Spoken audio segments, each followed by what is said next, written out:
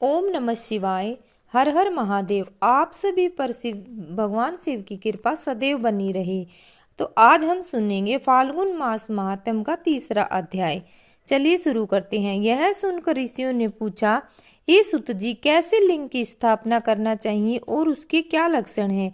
जिस देश अथवा काल में तथा जिस प्रकार उसका अर्चन करना योग्य है, कृपा कर मुझे यह बतलाइए। श्री सुत जी बोले, हे ऋषियों, गंगादिक पवित्र नदियों के तट पर अथवा जैसी इच्छा हो वैसे ही लिंग की प्रतिष्ठा करें, किंतु पूजन नित्य होता रहे। पृथ्वी संबंधी द्रव्य जल में अथवा तेजस अथवा धातु आदि से बना हुआ जैसी रुचि हो वैसे लिंग का रोपण करें। चर मूर्ति बनानी हो तो छोटी बनावे, अचर मूर्ति बनानी हो तो बड़ी बनावे। शिवजी के लक्षणों से संयुक्त सिंहासन पर मूर्ति को पधरावे। मिट्टी, पत्थर अथवा लोहे आदि के सांचे से इन्हीं धातुओं का 12 अंगुल का लिंग उत्पन्न होता है। यदि इससे न्यून होगा तो न्यून फल देगा। अधिक अंगुल का होने से कुछ दोष नहीं है। लिंग या बेर मूर्ति दोनों ही पूजा शिवपद को देने वाली है। लिंग का स्थावर जंगम यह भी 2 रूप है। स्थावर लिंग तरु, गुलम, लता आदि हैं और जंगम लिंग कृमि, कीट आदि हैं। विद्वान जन स्थावर जंगम में इन्हीं को संभाल कर इनमें सुख पूर्वक अनुराग रखते हैं। इस प्रकार की शिव पूजा करते हैं तथा कोई भक्त श्री शिव जी की गोद में श्री उमा पार्वती जी को बैठाकर उन भगवान की पूजा करते हैं और इस प्रकार के महालिंग की स्थापना कर उनको अनेक प्रकार से पूजते हैं। गुरु से जानकर स्नान, वस्त्र, गंध, पुष्प, धूप, तंबाकू, नैवेद्य, अधर्य, तर्पण और नमस्कार आदि करें।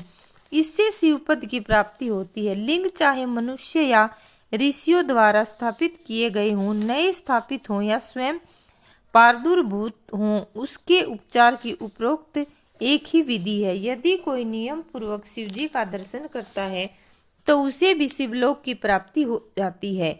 पीसी हुई मिट्टी में गोबर मिलाकर अथवा कनेर के फूल, अनेक प्रकार के फल, गुड़, मक्खन, भस्म, अन्न या जैसी इच्छा हो उससे लिंग बनाकर पूजा कर सकते हैं। कोई अंगूठे में ही शिव जी की पूजा कर लेते हैं।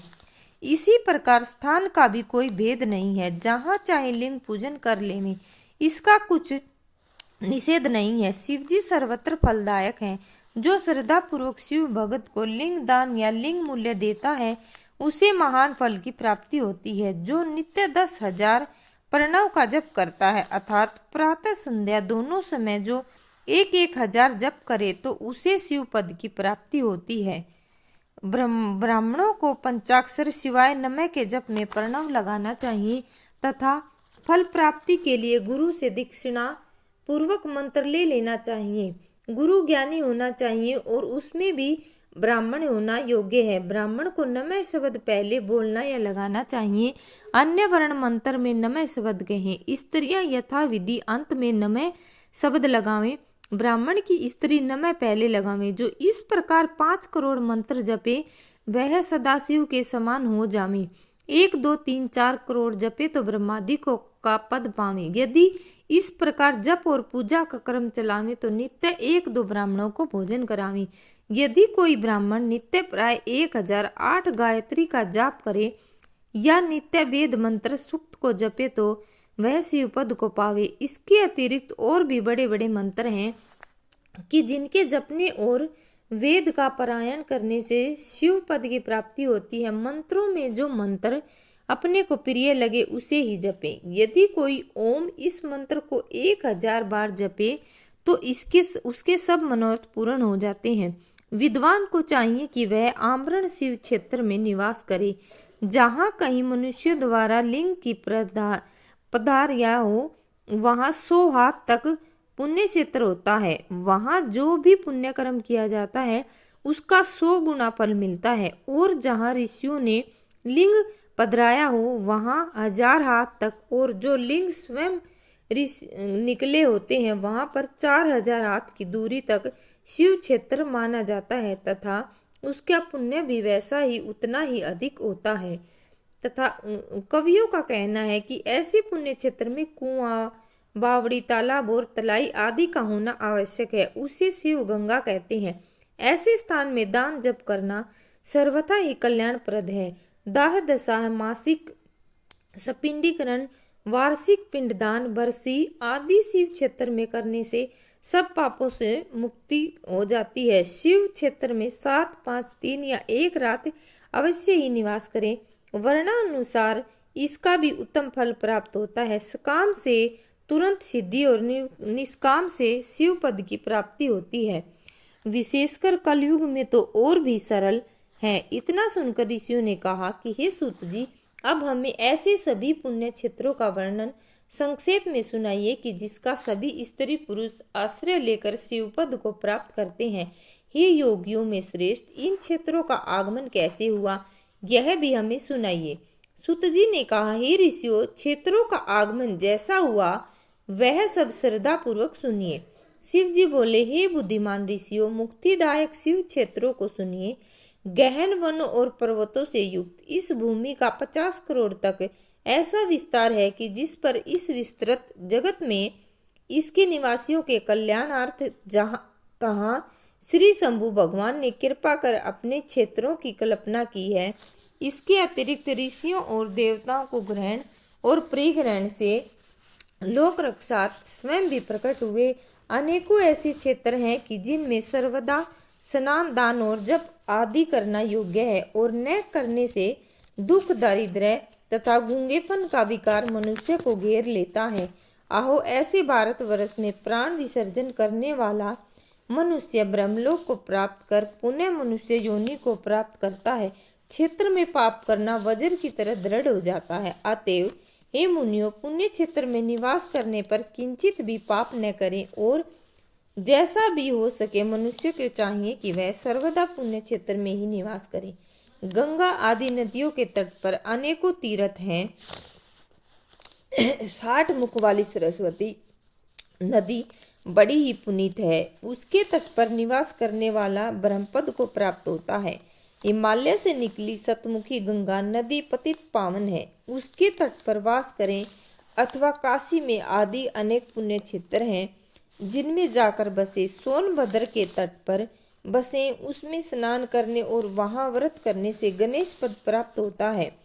महानदी नर्मदा के तट पर बसे, जो 24 मुखों वाली और वैष्णव पद प्रदान करने वाली है। 12 मुखों वाली तमसा नदी, 10 मुख वाली रेवा नदी और महापुण्यदायक गोदावरी नदी के तट पर बसे, जहाँ की बसने से ब्रह्म हत्या तथा गो हत्या का भी पाप नष्ट हो जाता है। यह 21 मुख वाली गोदावरी रुद्रलोक को देने वाली है। इनके अतिरिक्त 18 मुख वाली कृष्ण वेदी नदी विष्णुलोकदायक, 10 मुख तुंगभद्रा ब्रह्मलोकदायक है और सुवर्णमुखी नदी जो 9 मुखों वाली है और जो ब्रह्मलोक से च्युत हुए प्राणियों को अपने तट पर जन्म देती है, तथा सरस्वती, पंपा, जन्या, श्वेत नदी, महापुण्य कावेरी जिसके 27 मुख हैं, ये सभी पुण्यदा, सुभद्र और सर्वदायक है तथा इनके तट ब्रह्मा और विष्णु पद के देने वाले हैं। ये सभी पुण्य क्षेत्र शिव लोकदायक और शिव संबंधी अभीष्ट फलदायक हैं। इन सभी नदियों के क्षेत्रों में स्नान का अपना अपना उनका एक पृथक पृथक पर्व है। इन पर्वों और मुहूर्तों में जो इन नदियों में स्नान करता है उसे उनके मातम के अनुसार उत्तमोत्तम फलों की प्राप्ति होती है। यदि सदाचार, सद्वृत्ति और सद्भावना से बुद्धिमान पुरुष इन नदियों के तट पर निवास करता है तो उसे अनेकों प्रकार की रिद्धि सिद्धि प्राप्त होती है। किंतु ऐसे पुण्य क्षेत्रों में थोड़ा भी किया हुआ पाप मनुष्य के बड़े से बड़े पुण्य का नाश कर देता है और जब उतने ही समय तक उसके लिए प्रायश्चित करे तब वह अक्षय होता है, क्योंकि पुण्य ही ऐश्वर्य को देने वाला है। कायिक वाचिक पाप तो शीघ्र भी नष्ट हो जाते हैं, परंतु मानसिक पाप वज्र लेप के समान होता है जो कल्प कल्पांतर तक नहीं छूटता और वह केवल ध्यान से ही छूटता है। जब ध्यान और तप से सब शरीर को सुखावे तब कहीं उनसे छुटकारा प्राप्त होता है। पुण्य पाप के 3 चक्र हैं, बीज, वृद्धि और भोग। ज्ञान द्वारा इन तीनों को घटाया बढ़ाया जा सकता है, परंतु इस प्रकार के प्रयत्न की आवश्यकता ही क्या है। न पाप करेगा न उनको समन करने का यत्न करना पड़ेगा। अतएव जगत में निष्पाप जीवन की उचित और मनुष्य को सच्चा सुख तभी प्राप्त होता है।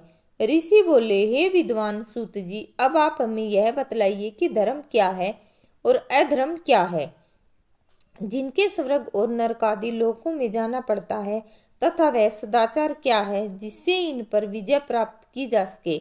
सूत जी बोले, हे ऋषियों, ब्राह्मण और क्षत्रिय, वैश्य और शूद्र, इन चार वर्णों को उचित है कि वे सूर्योदय से पूर्व उठकर अपने इष्ट देव का ध्यान करें, फिर अपनी उन्नति के लिए धर्म अर्थ का और अपने पर आने वाली आपत्तियों तथा अपने आय व्यय पर पूर्णता विचार करें। पूर्व दिशा की ओर मुख करके बैठने से उत्तम फल की प्राप्ति होती है। रात्रि का अंतिम प्रहार उषा कहलाता है। उसमें उठकर ब्राह्मण घर से दूर बाहर जाकर शौच आदि कर्मों से निवृत्त होकर दातुन करे और जल देवताओं को नमस्कार कर स्नान करे। कंठ तक या कमर तक जल में खड़े होकर स्नान करना उत्तम है, परंतु ऐसा न कर सके तो घुटनों तक जल में मंत्र से स्नान करे और उस तीर्थ के जल को वहां के तथा अपने इष्ट देवता आदि को तृप्त करे। फिर धोती पहनकर पंचकच्छ पांचों प्रकार के कपड़े पहने, फिर गीले वस्त्र को बिना साबुन से धोवे और अपने पितरों को तृप्त करें। पश्चात आचमन कर संध्योपासन करे, गायत्री मंत्र जपे, सूर्य को अर्घ्य दे, प्रातः काल सूर्यानुवाक से और संध्या में अग्नि अनुवाक से प्रोक्षण करे। संध्या समय पश्चिम की ओर मुख करके तथा प्रातः एवं मध्याह्न समय में अंगुलियों से तीर्थ देवताओं को जल देवे। फिर अंगुलियों के चित्र से सूर्य भगवान को अस्त होता देखे और प्रदक्षिणा कर शुद्ध आचमन करे। संध्या से पहले संध्या न करे। समय से संध्या हो जाने पर ही संध्या करना योग्य है। नित्य प्रति जितना जाप करना हो उससे अधिक गायत्री मंत्र जपे। गायत्री जपने का यह प्रमाण है कि 10 दिन में 1 लाख गायत्री का जाप पूरा करें। इस प्रकार देवताओं को तृप्त करने से अर्थ की सिद्धि होती है।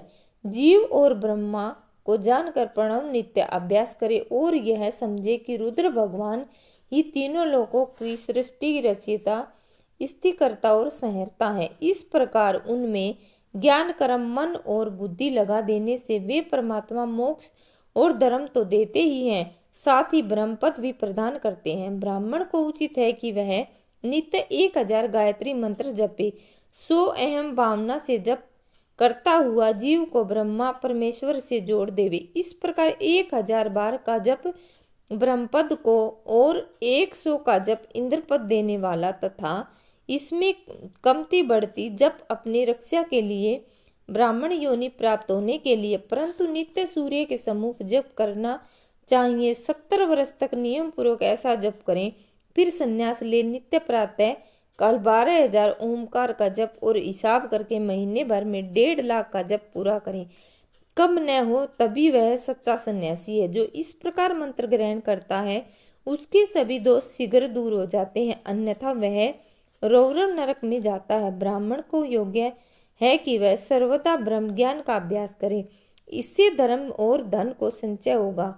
यदि नियम पूर्वक उसके उपार्जन का यत्न करे, परंतु यह अपनी मनसा पूर्ण करने वाला गृहस्थों का धर्म है, क्योंकि धर्म से अर्थ, अर्थ से भोग और भोग से वैराग्य उत्पन्न होता है, परंतु विपरीत अधर्म से पैदा किए धन के उपभोग से मोह की प्राप्ति होती है। अतः धर्म 2 प्रकार का है, एक देह से, दूसरा धन से। धन से यज्ञादिक धर्म होता है और शरीर से तीर्थ स्थान आदि धर्म होता है। धन से धर्म और तप से दिव्य रूप की प्राप्ति होती है, किंतु निष्काम कर्म से शुद्धि और इसके पश्चात ज्ञान प्राप्त होता है। सतयुग के प्रारंभ में तप की ही प्रशंसा थी, किंतु कलयुग में धन की प्रधानता है। सतयुग में ध्यान से ज्ञान की प्राप्ति होती है, त्रेता में तप से, द्वापर में भजन से, किंतु कलयुग में प्रतिमा पूजन से ज्ञान की उपलब्धि होती है।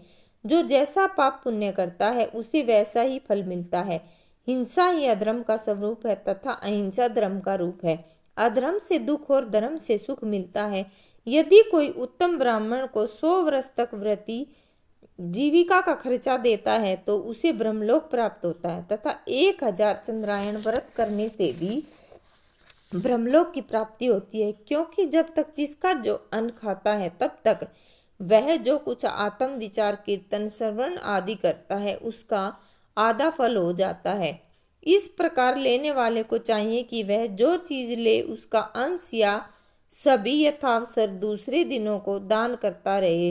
वह जप करे या अन्य उचित साधनों से पाप संशोधन कर दे, अन्यथा वह रौरव नरक में पड़ता है। मनुष्य को चाहिए कि वह अपने प्राप्त किए धन का 3 भाग करे। धर्म वर्धि नित्य नैमितिक काम्य कर्म, धर्म से बड़ा वित्त को बढ़ावे, बचत का कोष नियत करे, किसी को पीड़ा न हो और अपना थोड़े में निर्वाह करे। यदि कृषि से उत्पन्न किया धन हो तो पाप शुद्धि के लिए उसका 10वां भाग दान कर दे। शेष से धर्म पूर्वक अपना संसार चलावे, अन्यथा रौरव नरक में पड़ेगा या बुद्धि भ्रष्ट हो जाएगी, अन्न ही न पैदा होगा। ऐसा ही व्यापार से पैदा किए हुए धन का 6वां भाग दान कर देना चाहिए, क्योंकि अपने भोग की वृद्धि के लिए स्वयं बुलाकर दान देना अच्छा होता है।